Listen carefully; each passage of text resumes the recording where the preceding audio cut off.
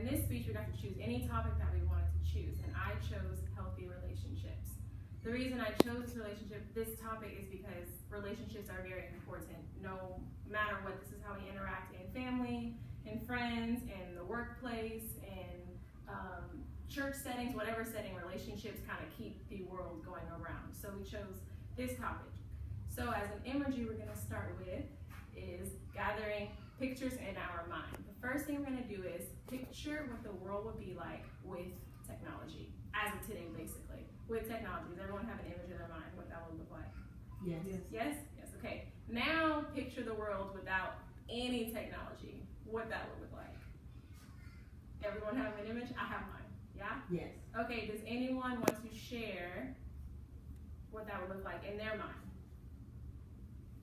Go for it. Within my mind, from a business perspective, it would be very costly without communication. Okay, great. So the main point that I want to talk about today is the pros and the cons to technology increasing in the world.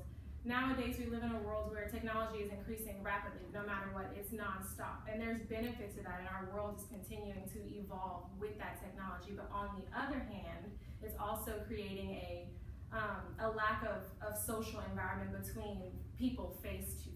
As you said, business communication in the workplace, and networking, and socializing in the workplace. There's so many pros to this. I recently read an article by KJ Henderson, the Houston Chronicle, and he stated one of the biggest advantages of technology being improved in relation to business communication is financial savings.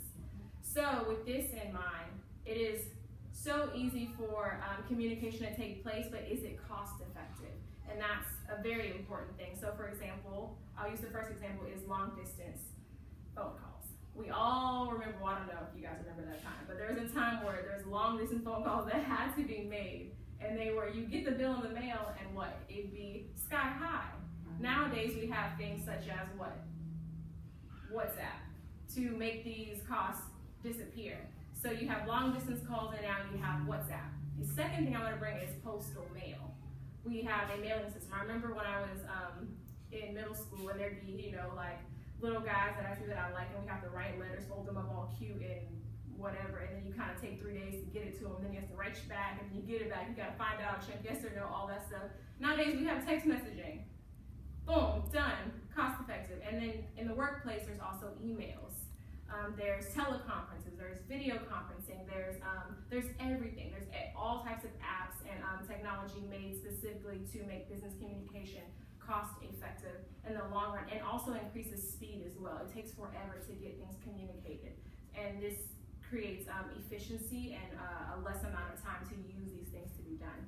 So let's talk about the cons to this technology.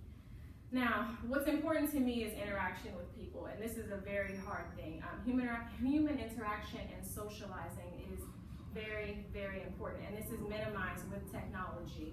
I actually read an article by Kenneth Dixon, and it was a Stanford Institute. They did a study. The researchers found 31% of internet users spend less amount of time doing these things. These are super interesting, by the way. These 31% of internet users spend less amount of time, 70 minutes less with their family. So the people who don't use internet, 70 minutes of that time go towards their family. And the people who are on the internet, 70 minutes of their time goes towards the internet and not with their family. The second thing is 25 minutes of less sleep. Now, how many times we woken up and been like, I'm tired? Mm-hmm. And I can think back where I was glued to my phone for like 30 minutes before I fell asleep. So there's ways that we can easily fix that as well. The last thing is 30 minutes of less watching TV. I'm not a huge TV person, but say for example, what's going on in the news today or things of that nature. We're spending time on the internet and whatever social apps such as Facebook, Snapchat, Instagram, and that can be spent catching up on what's going on in our world today. So I have a few images for you guys to take a look at. These are images of people going on dates. But on these dates, these people are attempting to interact, but they're not interacting. They are interacting with their cellular devices. So I'll pass these around. There's 4 images that you guys can take a look at. And we'll briefly discuss those.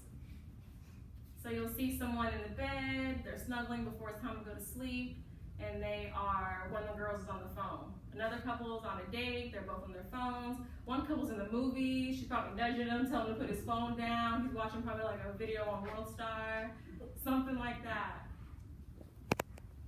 And all these are attempts to interact. So, in conclusion, relationships are very important. We cannot avoid them in all settings. From the moment you wake up to the moment you come to bed at night, relationships and interacting is very important. But the key thing that I've learned and through my research and my studies and whatnot is balance. Technology is very, very cost effective, like we talked about. It's very cost effective. On the other hand, it creates a lack of intimacy and between people. So it's very important to have a balance, and we can all do this. So I'm going to challenge you guys and myself to 70 minutes less on the internet and time with the family. Can we all agree to this? Yes.